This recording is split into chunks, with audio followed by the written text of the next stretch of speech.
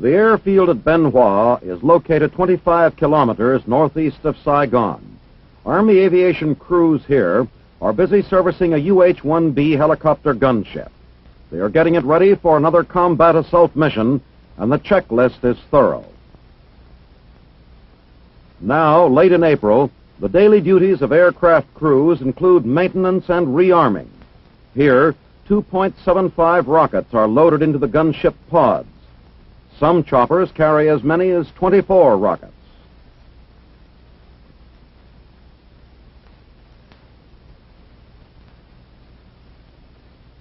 While the airlifting of troops and materiel remains the prime function of the chopper in Vietnam, the armed helicopter is affording assault commanders a support weapon ideally suited to warfare in the jungles, swamps, and brushy countryside of Southeast Asia.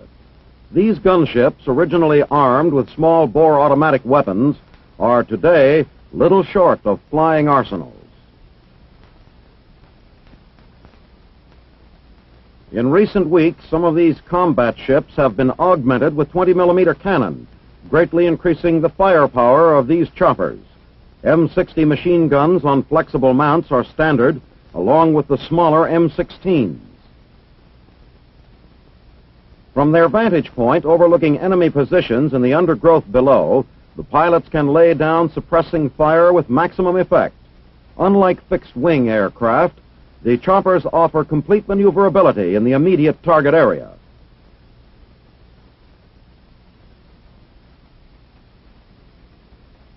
Gunships of this aviation battalion have flown more than 4,000 sorties during the month of April, hitting the Viet Cong where he lives. Since the 1st of January 1965, the aviation battalion flying out of Ben Hoa has received 2 Distinguished Service Crosses, 15 Silver Stars, and a host of other decorations. At a forward landing zone outside of Cu Chi, 24 kilometers northwest of Saigon, U.S. infantry troops receive delivery of ammunition and food as the helicopters carry out a different kind of mission. The resupply choppers bring in their cargoes, and unloading begins at once. Discharge and pickup is accomplished in minutes, and the Hueys soar away toward their home base.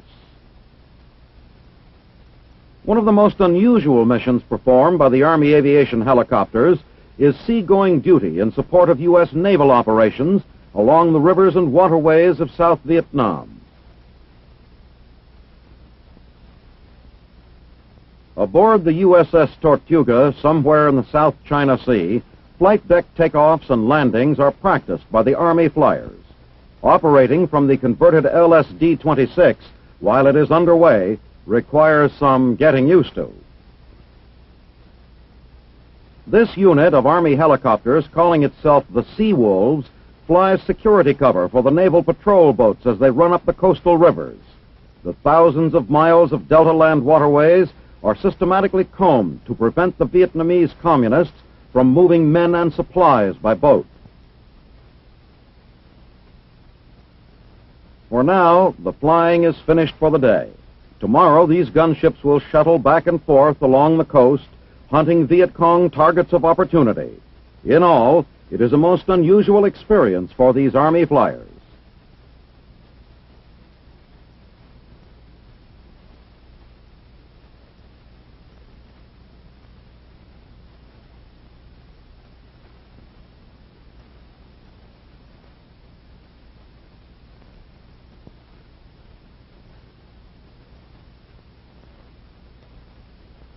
On 9 April, a C-130 lands at Tuy Hoa airstrip to help airlift a battalion of the 101st Airborne.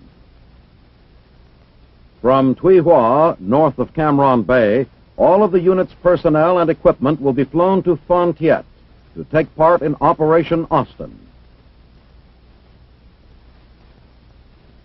Later, passing over the Phan Thiet staging area, the C-130 completes the 280-kilometer flight to the adjacent Phan Thiet Army airfield.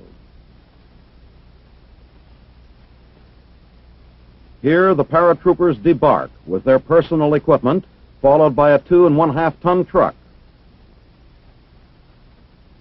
The airlift continues as the Chinook delivers additional troops and equipment.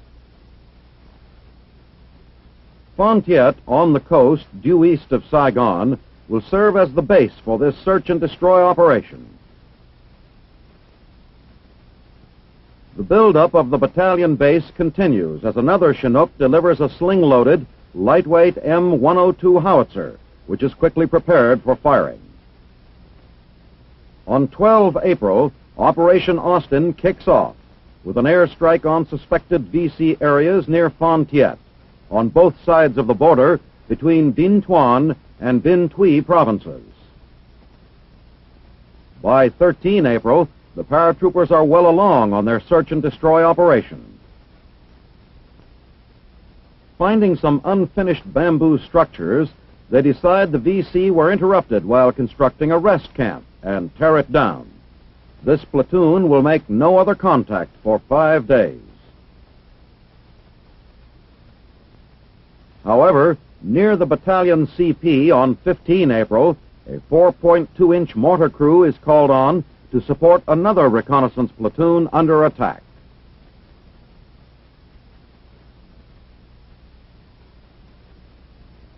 On 19 April, the paratroopers capture and interrogate 2 VC, one of whom has been wounded. By 21 April, Operation Austin nets a total of 25 VC killed and 21 suspects questioned. This particular interrogation causes them to modify their route as the operation continues.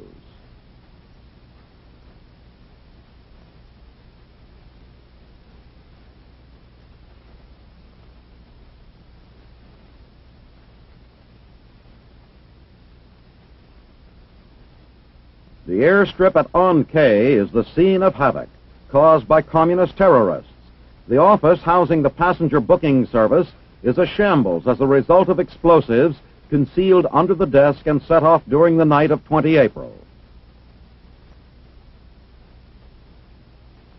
This C-130 aircraft was also damaged by the infiltrating terrorists who penetrated the air base defenses undetected.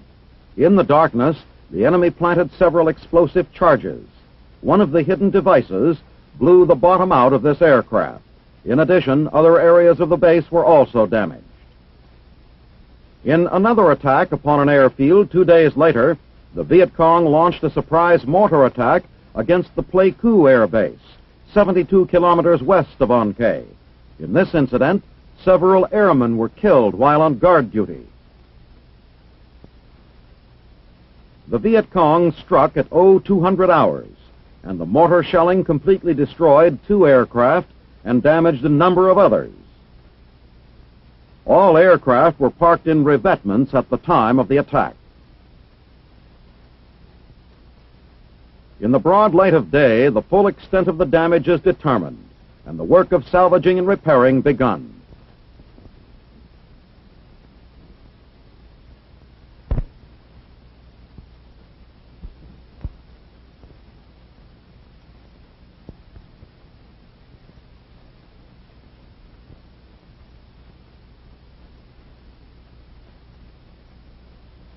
The main base of the 1st Cavalry Division, Air Mobile, is situated at An Khe, in the central highlands of South Vietnam.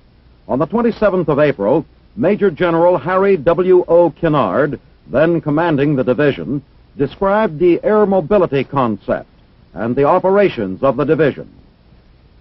Our concept of operations when we arrived here was first of all to make this base at An Khe a very hard, very compact base which could be easily defended by the minimum number of troops, all to the end that the maximum number of our forces could be used externally as a fire brigade. In fact, the analogy of the firehouse is not a bad one. An Khe, our base, is the firehouse, but we don't fight the fires here. We go out to find the fires and to stamp them out. And we have been doing just that ever since, beginning on the 18th of September with our first combat operation, and this one, by the way, when approximately half of the division was still on the high seas. In this combat, in which we've engaged since last September, we found to our great satisfaction that the techniques, the tactics, the equipment that was developed during the 11th Air Assault days and since then has proven itself extremely well in actual combat with the real enemy. Our aerial cavalry has been able to find the enemy. Our aerial engineers moving by helicopter have been able to move to the most inaccessible places and build landing zones for our helicopters and even landing strips for fixed-wing aircraft as large as C-130s. Our tube artillery has been able to move in our large Chinook helicopters into inaccessible areas completely devoid of roads and to set up there and provide support for our infantrymen so that when the VC fire at our infantry with their rifles, the response which they receive from us is with a volley of 105 millimeter artillery. Our aerial rocket helicopters, guerrillas, we have fought the main force units of the VC, and we have fought regiments and in fact whole divisions of the North Vietnamese Army units. We have found that uniformly we are able to fight these people not on their terms but on our terms because of our increased mobility, and that we are able to overcome them. We feel that we have been very successful, and we expect to be more so as we continue to evolve our tactics and techniques and learn more about this country, its weather, and the enemy.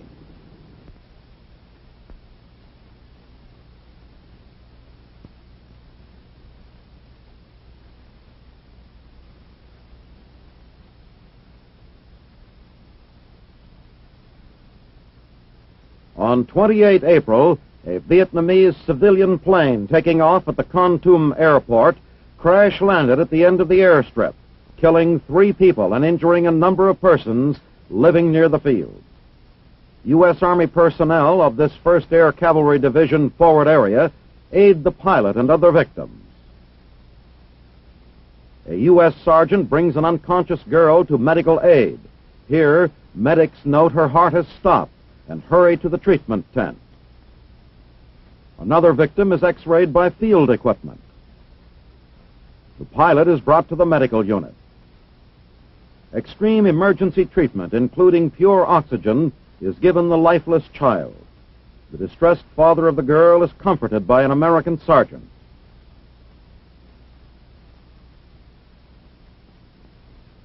Physical stimulation of the heart and other treatment continue for half an hour before heart action is restored. Her condition remained critical.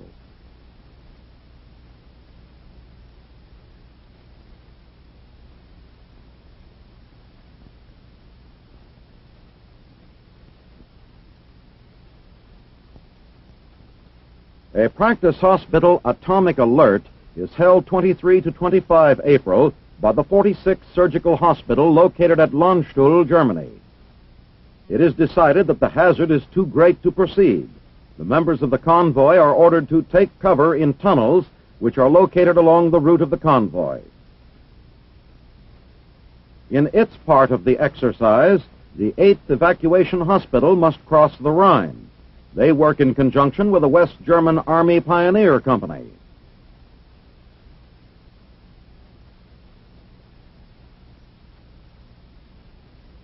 Personnel and vehicles are moved aboard German river barges.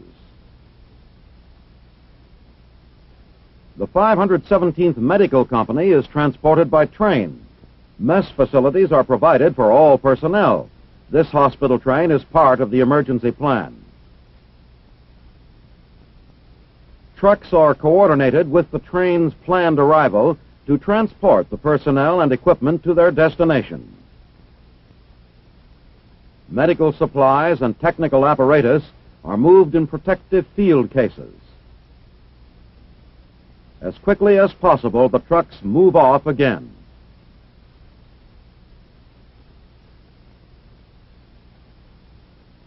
At the appointed destination, facilities are re-established. In this location, judged to be a safe area, hospital facilities designated Wagon Master are soon operational. The boxes and cases of supplies are brought in. The transfer of patients to the tent hospital is practiced by the stretcher bearers.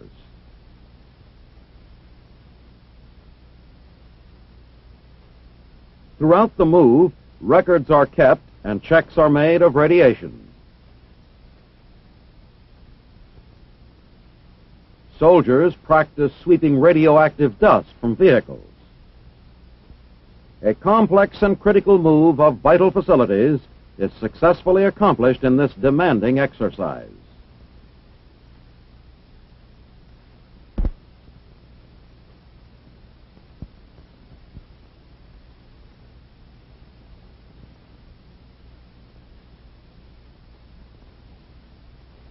This helicopter is flying on an errand of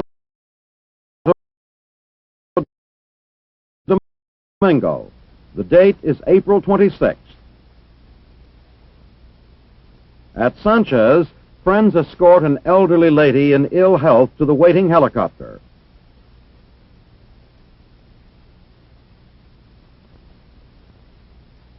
She will be carried in flight on a stretcher.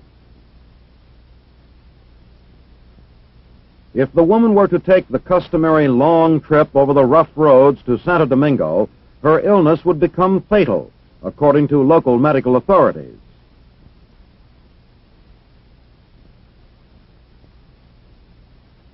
Inside the helicopter, she is taken care of by her daughter and son. This is the third medical evacuation flown by U.S. helicopters to the capital today.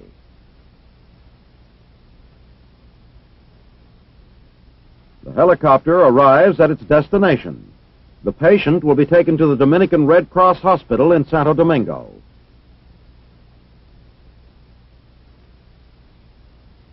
The capital city, with its nearly 400,000 in population, offers far better medical facilities than normally would be available to the Dominican countryside. This unimproved road leads to the town of Deseco in the Dominican Republic. The main paved highway runs within 7 miles of the town, but the dirt road to Deseco itself is impassable to motor vehicles. The U.S. Army is lending 2 bulldozers and a road grader to help the privately financed International Development Foundation improve the road. On 18 April, the men and equipment enter the old road to begin work. The vehicles and trailers negotiate the narrow town streets with difficulty. To live, the people must get their produce to market. At present, they have to carry it on their backs or by animal to the main road. Yucca, corn, beans, and tobacco are their main products. Here, women string tobacco.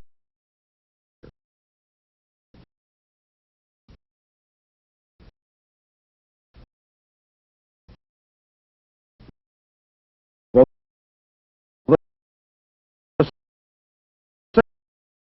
the 600 families of Deseco, expanding trade will bring improved living conditions.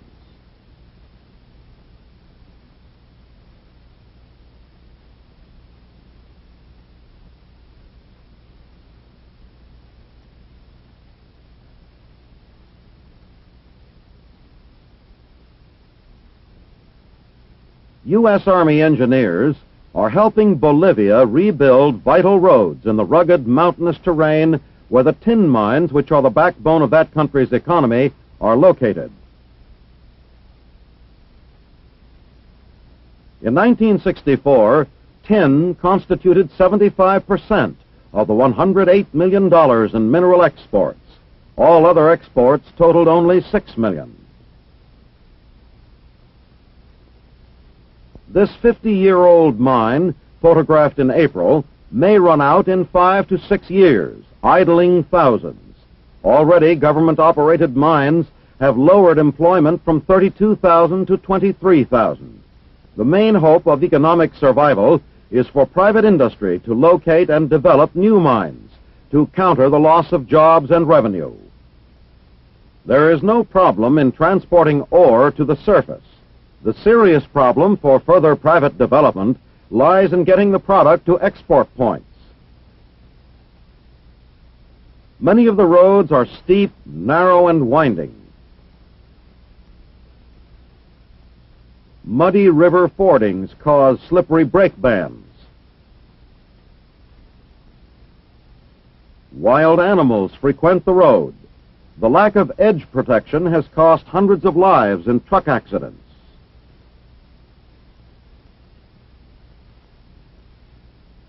At the Bolivian Rio Colorado camp, a U.S. Army engineer consults with a Bolivian engineer on the worst stretch of road which runs through the heart of the mining region. So narrow that it daily alternates one-way traffic, this road has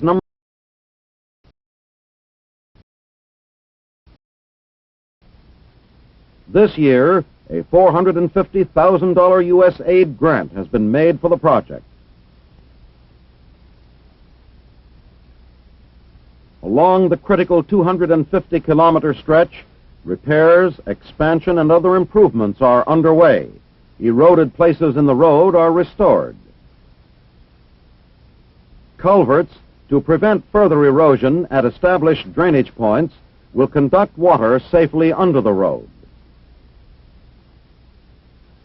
The U.S. captain distributes to the laborers cartoon comic-style booklets which present our point of view. The Bolivian National Road Service heads the overall project, in which the government mining office, Bolivian military, and U.S. aid work together.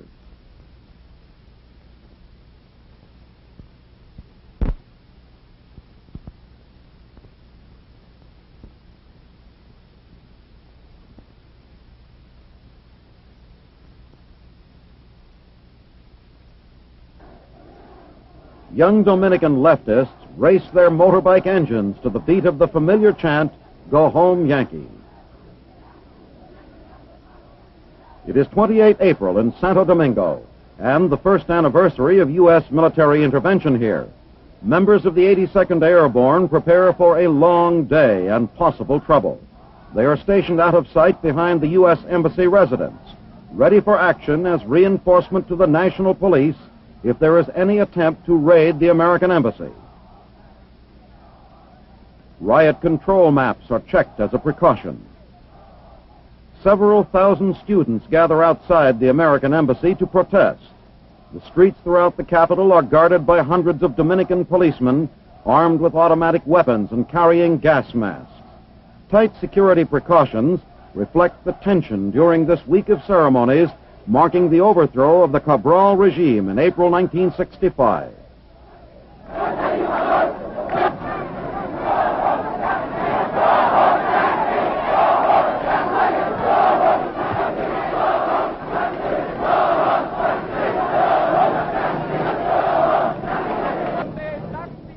There is no violence, but as at most Dominican leftist rallies, U.S. flags are burned.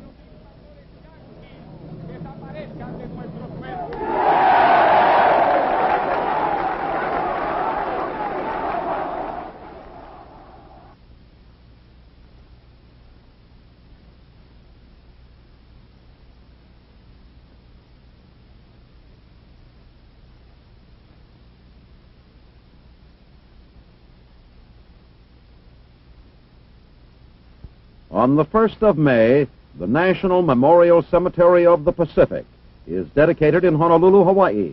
Located in the Pu'uwaina crater, an extinct volcano overlooking the city of Honolulu, the 112-acre cemetery is the last of 18 national memorials to be dedicated to the dead of World War II and Korea.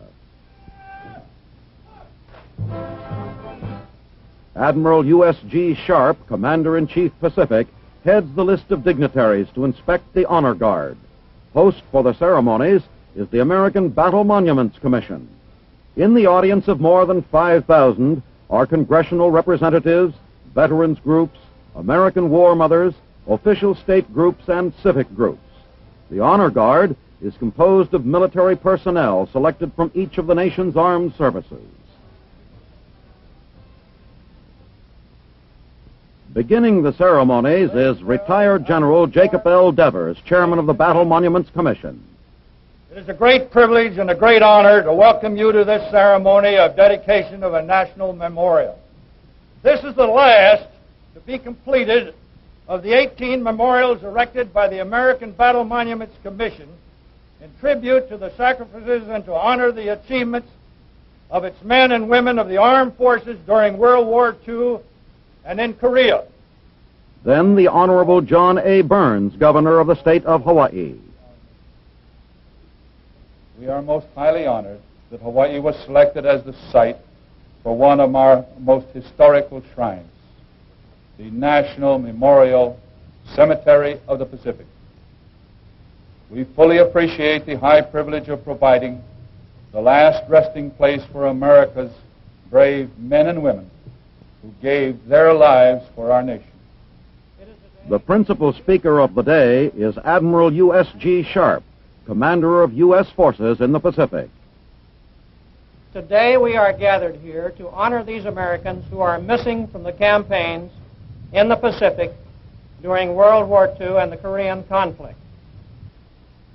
The attack on Pearl Harbor sparked a conflict which flamed and spread throughout the Pacific. Midway, Guadalcanal, Tarawa, Saipan, Leyte, Iwo Jima, Okinawa, and finally, Tokyo Bay. Less than 5 years after the final shot was fired in World War II, communist aggression broke out in Korea. Twice in less than a decade, Americans were called upon to make the ultimate sacrifice in the cause of freedom. In dedicating this monument to the memory of missing American heroes, we should commit ourselves to continuing the task they struggled to advance, to realize for our generation on this earth a continuous rebirth of freedom, the true revolution for the rights of men and the rule of law and peace. In the spirit of this commitment, and in the name of the people of the United States of America, I declare this memorial to be dedicated in proud remembrance of the achievements of these heroic men and women and in humble tribute to their sacrifice.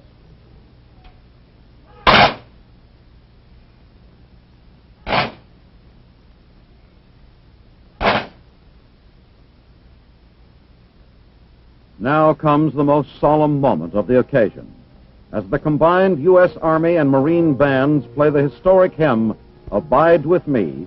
Admiral Sharp places the wreath of the President of the United States at the Monument of the Missing.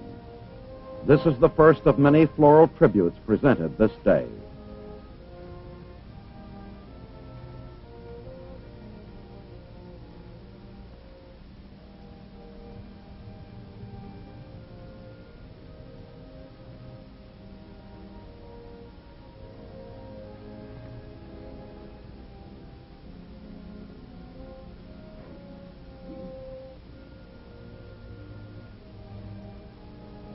At the conclusion of the formal ceremonies, the new National Memorial is inspected by the public.